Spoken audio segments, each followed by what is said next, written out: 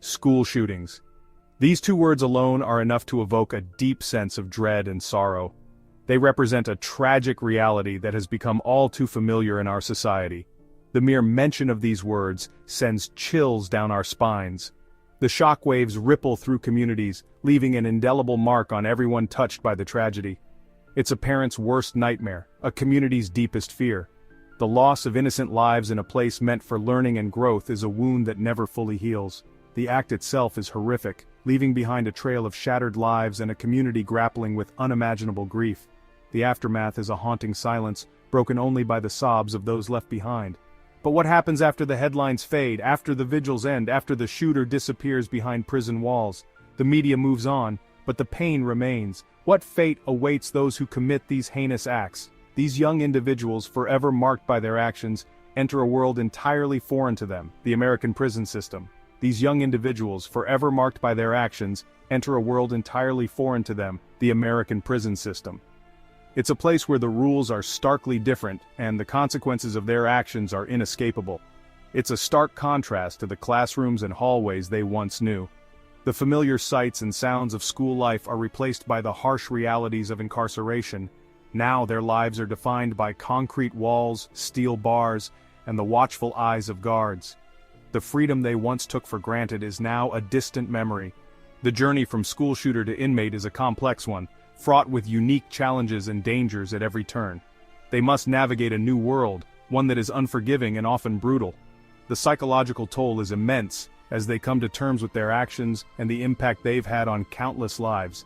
The path to redemption, if it exists, is long and arduous. Society grapples with how to handle these young offenders, balancing justice with the hope for rehabilitation. The story doesn't end with their imprisonment, it continues, raising difficult questions about punishment, forgiveness, and the possibility of change.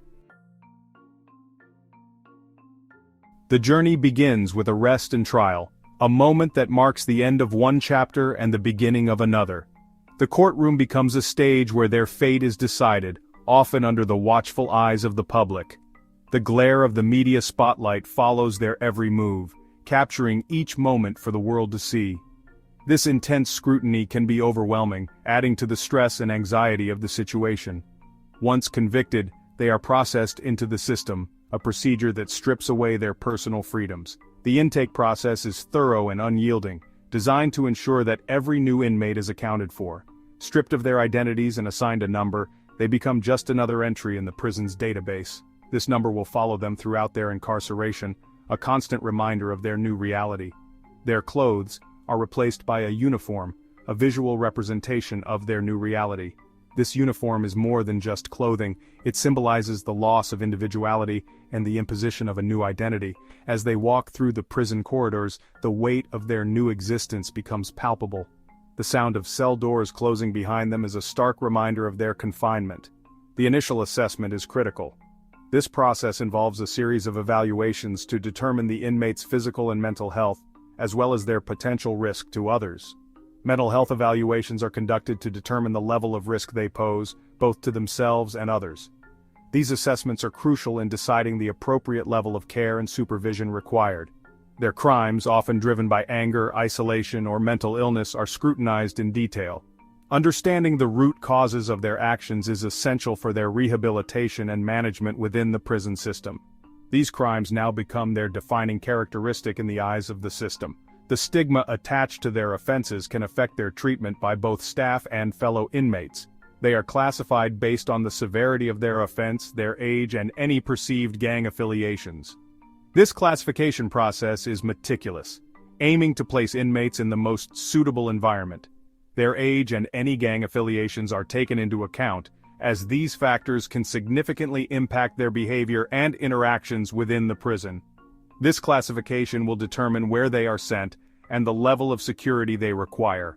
High-risk inmates may be placed in maximum security, while others might be assigned to lower security levels. For many young offenders, especially those involved in high-profile cases, the destination is often solitary confinement, at least initially. This isolation can be both a protective measure and a form of punishment. Solitary confinement is a harsh reality, where the lack of human contact can take a severe toll on mental health. For these young offenders, the journey into prison life is just beginning, and the road ahead is fraught with challenges. Life inside prison is a far cry from the freedom they once took for granted. Days are regimented, marked by strict schedules and constant surveillance. Wake-up calls, meal times, yard time, every aspect of their lives is controlled. The outside world, once a source of information and entertainment, is now filtered through limited television access and heavily censored mail. For school shooters, the isolation can be even more profound. The gravity of their crimes often precedes them, making them targets within a system already rife with violence. Many are placed in protective custody, also known as solitary confinement, for their own safety. While this measure aims to protect them from potential harm from other inmates, it comes at a steep price: prolonged isolation and its devastating effects on mental health. The prison yard is its own ecosystem, governed by an unwritten code of conduct and a strict hierarchy. School shooters, often perceived as weak or cowardly, occupy the lowest rung of this social ladder. They are seen by many as having violated an unspoken code, harming the innocent and bringing unwanted scrutiny upon the entire prison population. This perception makes them targets for harassment, intimidation, and even violence. Other inmates, many serving time for violent crimes themselves, may see it as their duty to inflict punishment on those who targeted the vulnerable. The threat is constant, a shadow hanging over their every move. Even simple interactions, like getting a meal or going to the yard, can become exercises in calculated risk. Given these dangers, many school shooters spend a significant portion of their sentences in protective custody. This means being confined to a small cell for 23 hours a day, with limited human contact and minimal opportunities for rehabilitation. While it offers physical protection from potential harm, it comes at a steep psychological cost. The lack of social interaction, the monotony of daily routine, and the constant confinement can exacerbate existing mental health issues and lead to new ones. Depression, anxiety, paranoia, and suicidal thoughts are common among inmates in long-term solitary confinement. The very system designed to punish and rehabilitate becomes, in some cases, a breeding ground for further psychological deterioration. The case of Eric Harris, one of the perpetrators of the Columbine High School massacre, provides a chilling example. This tragic event, which took place on April 20, 1999, forever changed the landscape of school safety and the way society views juvenile crime.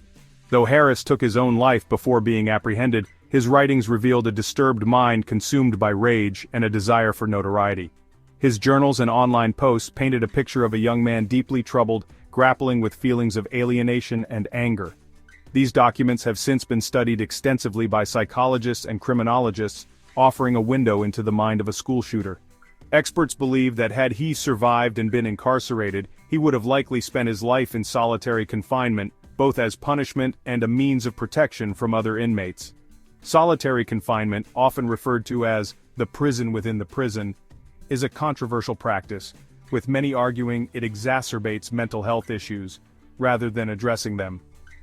Then there's the story of Mitchell Johnson, who, along with Andrew Golden, opened fire on their classmates and a teacher in Jonesboro, Arkansas. This incident, occurring on March 24, 1998, shocked the nation due to the young age of the perpetrators and the premeditated nature of the attack. Tried as juveniles, they were released at the age of 21. The decision to try them as juveniles sparked a heated debate about the appropriate legal response to such heinous acts committed by minors. Many questioned whether the juvenile justice system was equipped to handle cases of this magnitude, and whether the sentences were sufficient to ensure public safety. While Golden lived a relatively quiet life until his death in a car accident in 2019, Johnson continued to struggle, facing multiple arrests and ultimately dying in a shootout with police in 2008. Johnson's post-release life was marred by a series of poor decisions and criminal activities, highlighting the difficulties of reintegration for individuals with such a violent past. These cases highlight the complexity of dealing with school shooters within the justice system, the challenges of rehabilitation, and the potential for recidivism. They underscore the need for a multifaceted approach that includes mental health support, community intervention, and a reevaluation of sentencing laws for juvenile offenders. The stories of Harris, Johnson, and Golden serve as stark reminders of the long-lasting impact of school shootings on victims, families, and society as a whole. The psychological impact of incarceration on school shooters is profound and multifaceted. The guilt and remorse, often buried under layers of anger and denial, can surface with unexpected force within the confines of prison. The realization of the magnitude of their actions, the lives lost, and the families shattered by their choices can be overwhelming. Coupled with the harsh realities of prison life, this can lead to severe depression, anxiety, and post-traumatic stress disorder. Many struggle with nightmares, flashbacks, and survivor's guilt. The constant fear for their safety, the lack of meaningful social interaction, and the limited access to mental health resources only exacerbate these issues. The question of redemption for school shooters is a complex and often divisive one. Some believe that the nature of their crimes, the taking of innocent lives, places them beyond the reach of forgiveness or rehabilitation. Others argue that everyone, even those who have committed horrific acts, deserves a chance at redemption. The reality is that there is no easy answer. The road to rehabilitation for these individuals is long and arduous, requiring a multifaceted approach that addresses their psychological needs, provides opportunities for education and vocational training, and helps them to develop empathy and remorse for their actions. It is a journey that requires not only the commitment of the individual but also the support of mental health professionals, correctional officers, and ultimately, society itself.